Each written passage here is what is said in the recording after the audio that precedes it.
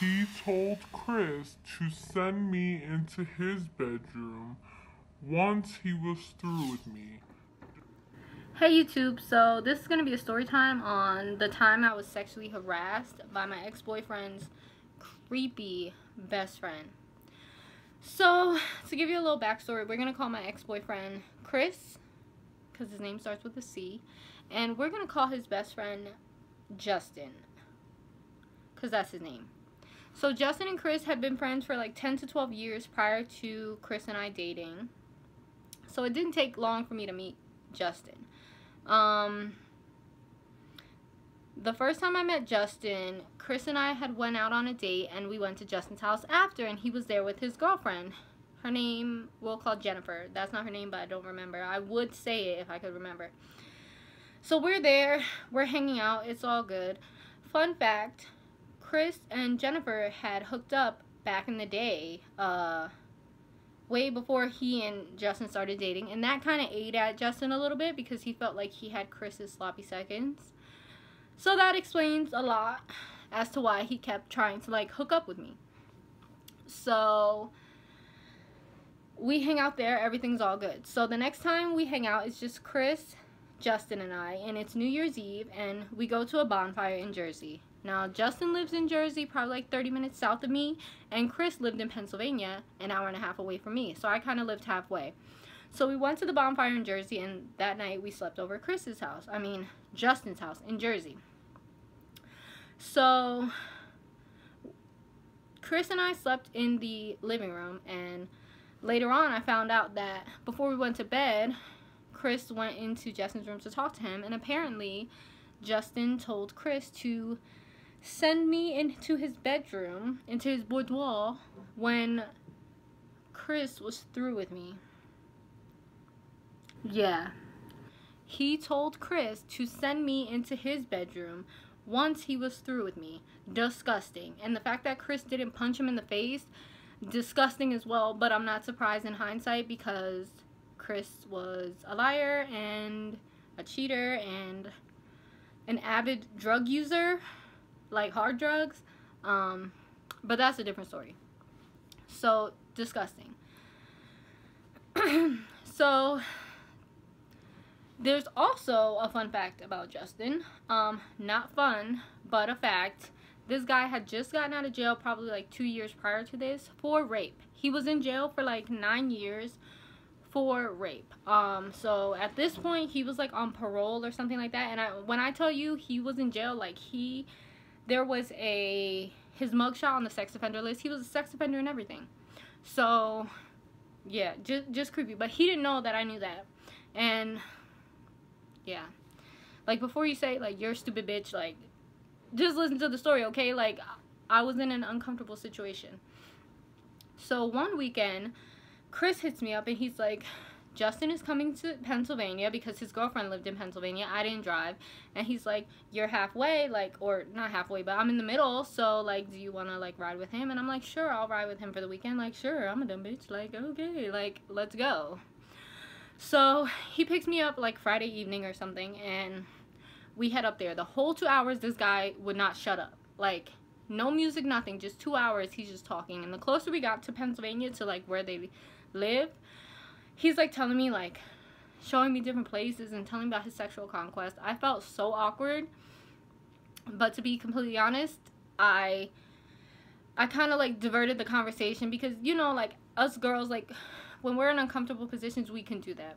So I just left it alone. I didn't tell Chris because I felt like Chris was the type to like snap, and Justin would just leave me on the side of the road in the middle of nowhere in the snow in Pennsylvania at night. So I didn't say anything. Dumb, I know, but whatever.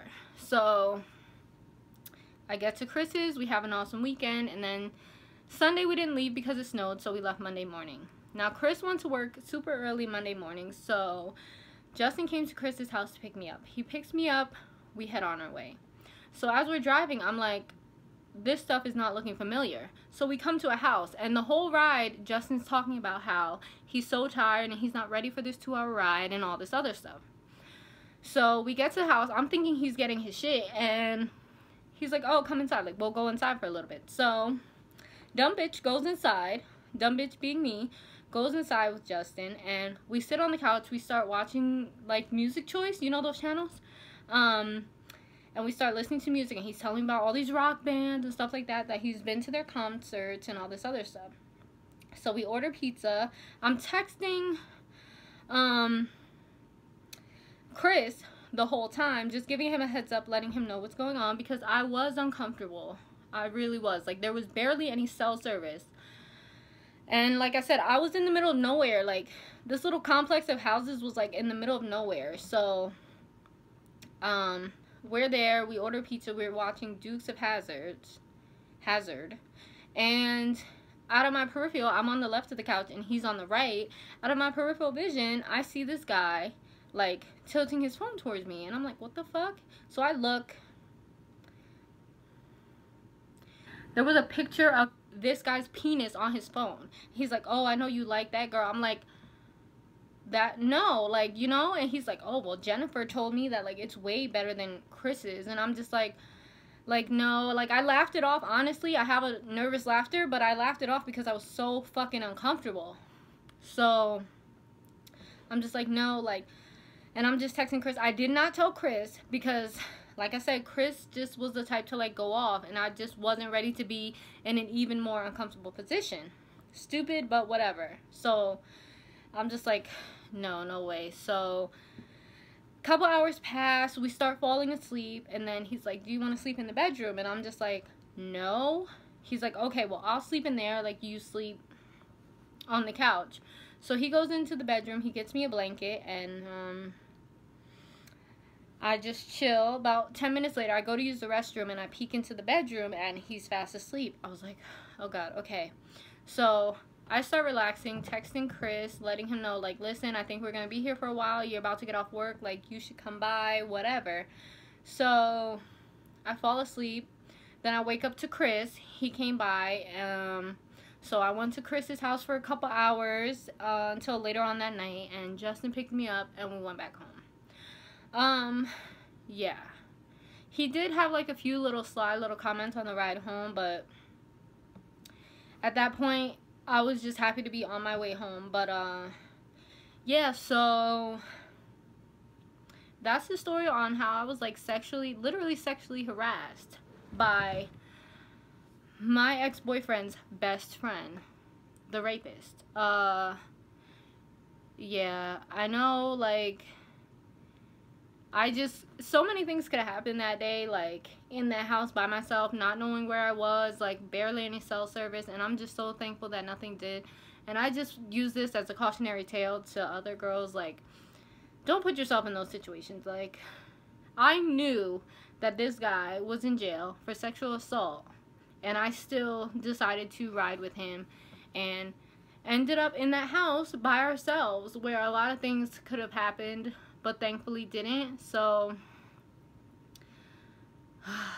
it's just crazy to think about, because it's like, people are sexually assaulted all the time. Like, women and girls are raped more often than you think, and, you know, people always think it can't be me, but you don't know. So as much as you can avoid it, please do, and just don't be a dumb bitch like me.